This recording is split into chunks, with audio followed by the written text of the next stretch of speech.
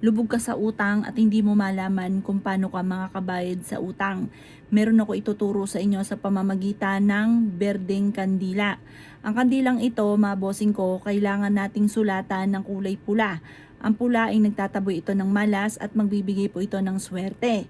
Lahat ng gusto nyong i-wish, pero yung wishes nyo lang ang ilalagay, hindi pangalan. Yung wishes nyo lamang. Halimbawa, gusto nyong i-wish na inaalis nyo lahat ang mga kamalasan nyo, lalo na sa pera. Inaalis nyo ang kamalasan nyo sa pagkakalubog sa utang. Basta yung lahat ng gusto nyong maalis na malas sa buhay po ninyo, i-wish nyo dito. Hindi nyo ilalagay dito ang pangalan ninyo ha mga bossing. Wag na wag ilalagay kasi natutunaw po ito. Hindi pwede dito ilalagay yung pangalan, isusulat. Pero yung bulong, alam mo, minamalas ka, tapos ibubulong nyo, sabihin nyo yung pangalan nyo na inaalis nyo na, pwede yun. Pero yung pagsusulat, wag na wag kang magsusulat ng pangalan nyo dito. Ngayon mga bossing ko, isulat nyo dito, inaalis ko na lahat ang kamalasan ko, lalo na sa pera. Ganon mga bossing yan. Bibigyan ko kayo ng sample. Yan. Kasi understood na yan. Wag lang isusulat yung pangalan. Understood na na ikaw mismo. Sabi nyo po dito, inaalis ko na lahat ang kamalasan ko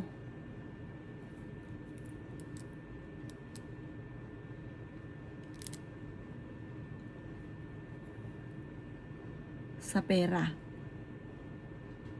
Tapos, halimbawa, lagi ka may sakit. Inaalis ko na lahat ang aking karamdaman, ang aking mga karamdaman. Yan. Lahat ng gusto nyong i-wish, iikot-ikot nyo dito. Pero kahit patong-patong po yan, okay lamang po mga bossing ko sa kandila, kahit patong-patong yung wishes. Basta importante, makapag-wish po kayo dito mga boss. Tapos, sindihan nyo po siya. Ngayon, gagawin nyo to umaga lang. Mga alas 7 or alas 8 ng umaga. Huwag nyo itong gagawin sa gabi. At lalo na yung mga alas 5 palubog, wag.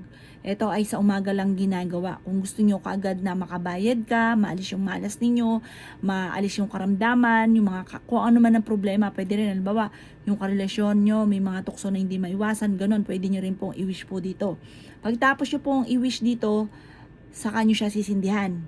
Dapat nagwi-wish ka muna sa candle bago ka mag-sisindi.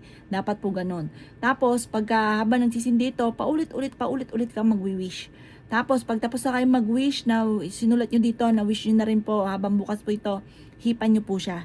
Gawin nyo po ito hanggang sa maubos. Tapos, mga bossing ko, pag naubos yung candle, kailangan itatapon nyo yung pinagtunawan.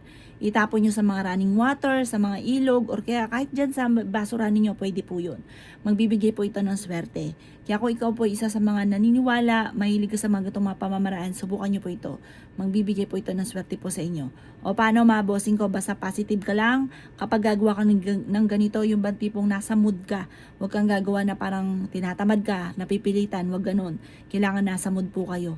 O paano mga bossing? Good luck po sa inyo po lahat.